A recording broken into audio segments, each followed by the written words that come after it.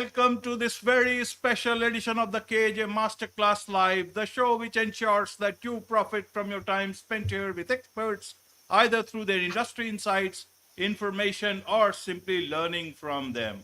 And today we have Scott Lappin, master movement coach and creator of the Moving Edge workshop. We'll learn from him how his unique approach helps organizations cultivate authentic leadership, boost productivity, and foster deeper engagement through the transformative power of conscious movement. Welcome to the show, Scott. And thank you very much, Ajay.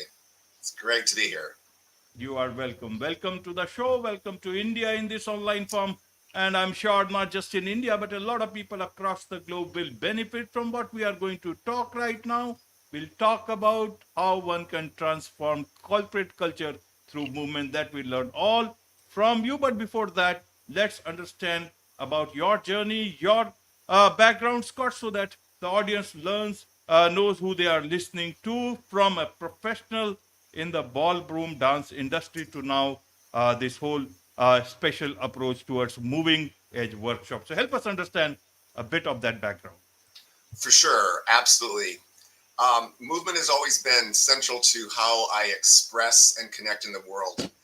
I've been in the ballroom world for 40 plus 40 years. And through that experience, I see the connectivity.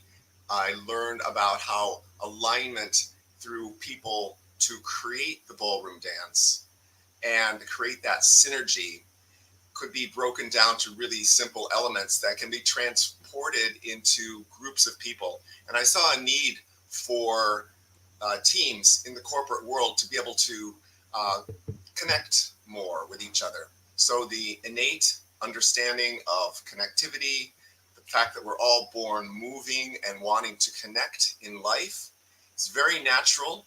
I help guide people to do this in smaller teams of usually 10 to 20 people, uh, and this is the magic and the simplicity of what I do. Absolutely. Magic and simplicity of what you do. So let's understand a bit about that.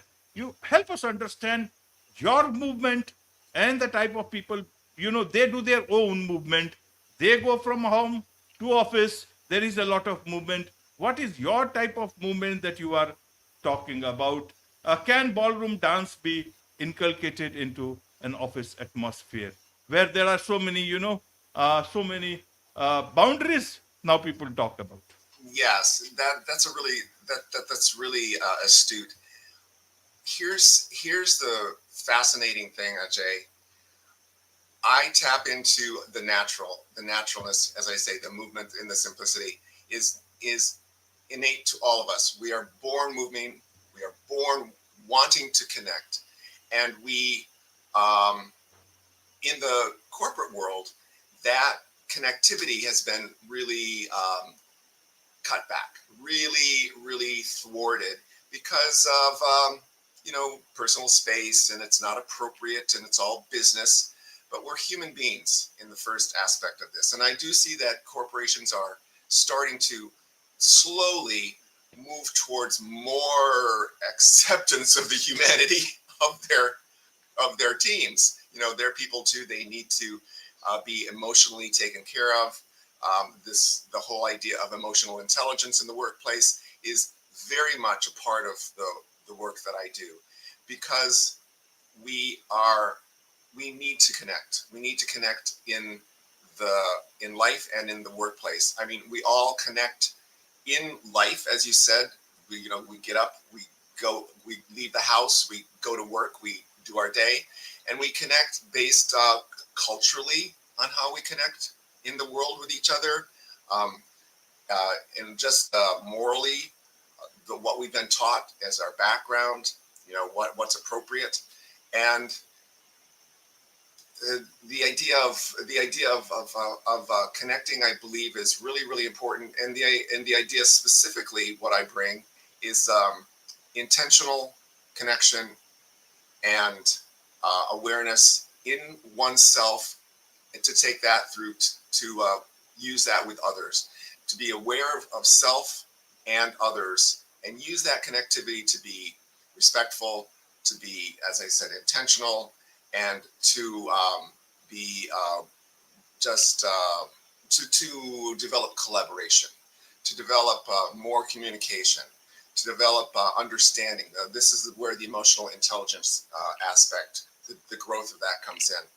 So I believe the I believe that businesses and corporate can really benefit through that awareness that that we need to touch. We need to touch. Of course, there's handshakes. There's patting on the back. There's rubbing shoulders. All of this kind of stuff. Those are aspects of our life in that we are aware of. But to be able to take that, connect, and then move with each other in coordination, creating a synergy with each other. I mean, one of my favorite things to say is like, hey, if we've got everybody is on the same page, moving in the same direction, isn't that what success is? Isn't that success? It's one of the things that we want to get on. We want to get on the same page. We want to move together. Well, that's about physicalizing, embodying the work that people do, embodying the corporate the corporate ideals. Well, let's embody those ideals. Let's embody the goals of what this team is all about. Let's get it in our heads, and then let's get it through our bodies, and let's move together with this. And I mean, I'm not inventing anything. People ask me, what are you teaching? And I'm like, I'm not teaching anything. I'm just reminding people that it's okay to connect. It's okay to move. But it's most important how you do it. Remember, not what you do, how you do it. And I talk about, very, as I say, intentional, respectful, very, just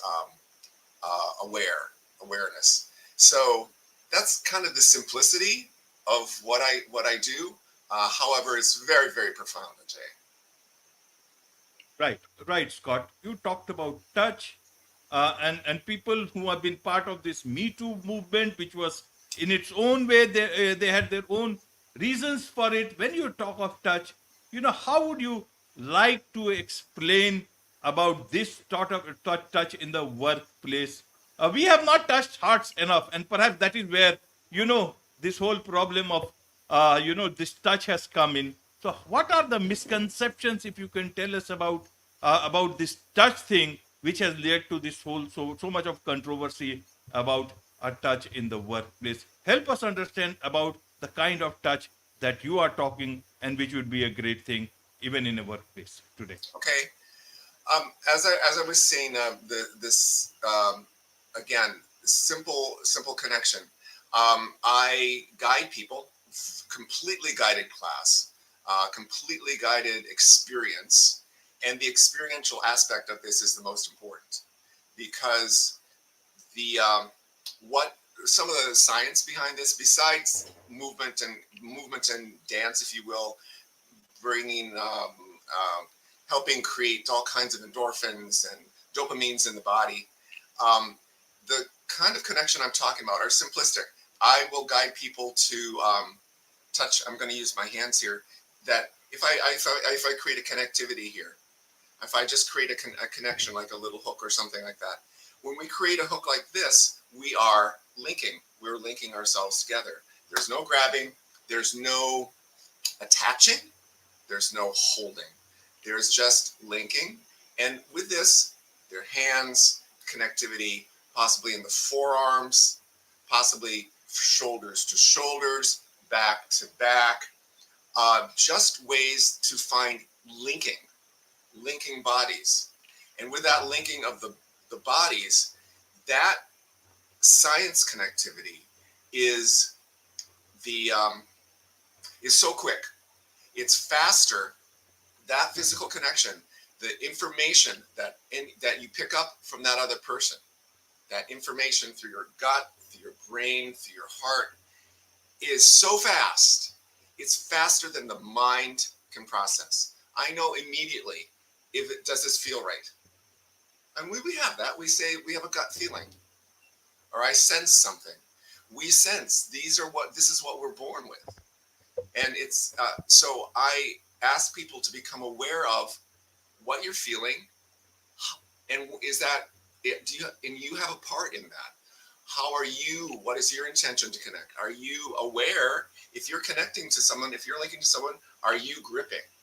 Are you holding?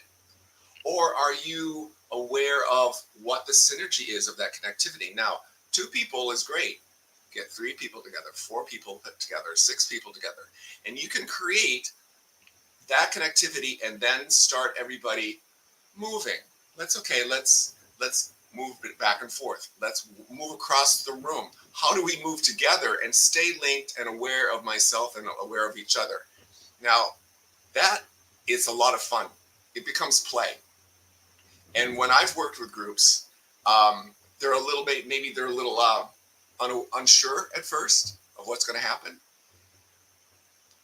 But much sooner than later, they start to find the playfulness because they're become at ease. They become immediately, as I guide them, into this work. And of course, it's very hands-on. If there's a challenge in the workshop, like in one of the exercises, I come over and I'll put some hands on. I'll go like, no, there's a little bit of tension here. There's a little bit of conflict here. Let's try this. You know what? Let's relax our shoulders. Let's take a breath. Let's get into the floor. And now let's try to connect again. Oh, wow. Huge changes, immediately huge changes. Even people watching the exercise can see that change. And that change in the body is a change in their, the change in the physiology changes in their mental state too. And they relax. They have fun. Now, isn't that great if a team can just relax and have fun on such a foundational basis?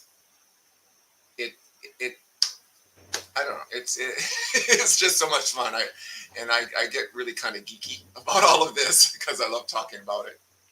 Because I've seen it. I've seen it so much. And yeah, it's great.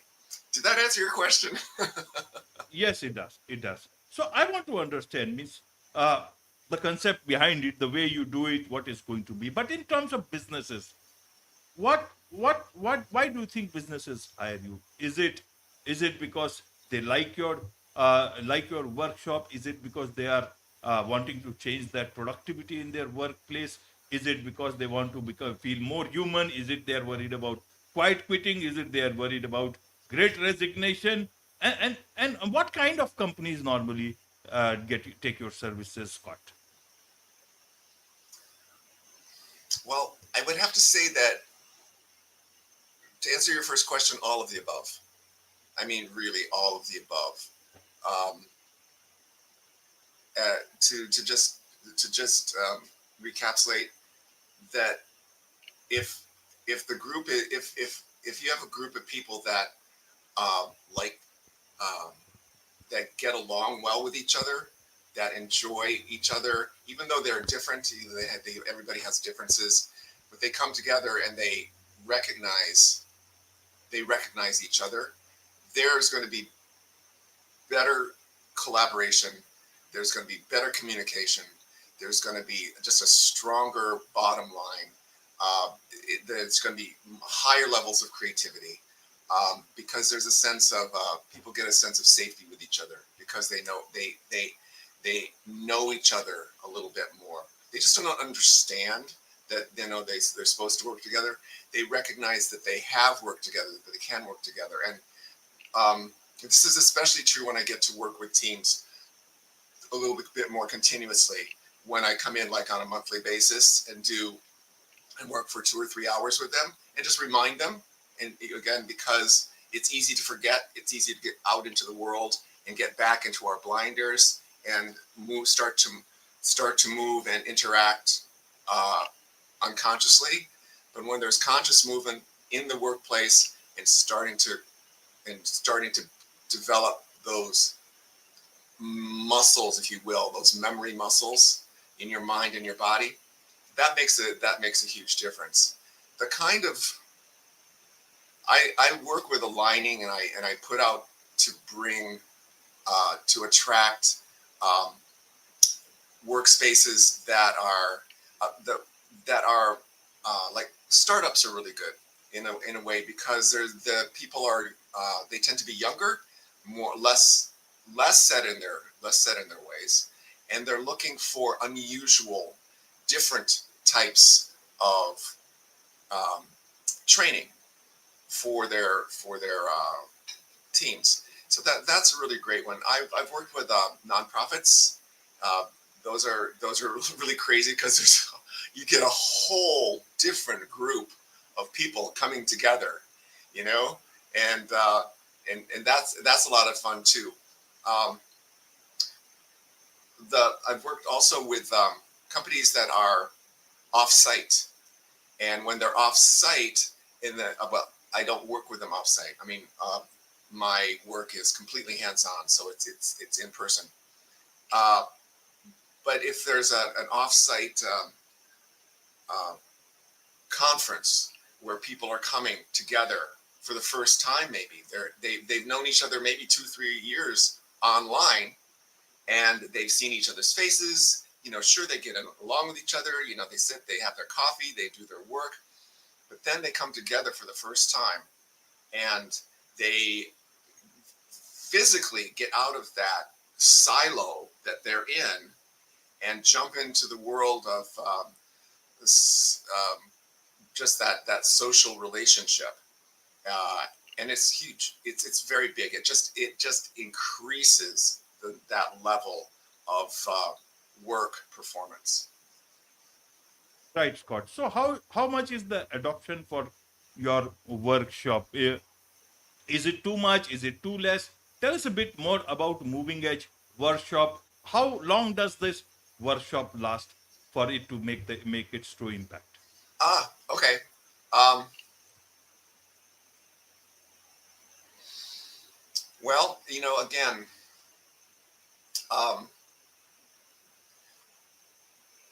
uh, I have a kind of a starting up workshop. It's about 3 hours long, and it's kind of a beginning to get people involved and to give people an idea of some of the scope of what can happen through movement, through the connectivity. There's some challenge exercises. There's balance exercises. There's some trust exercises, and that brings up a lot there.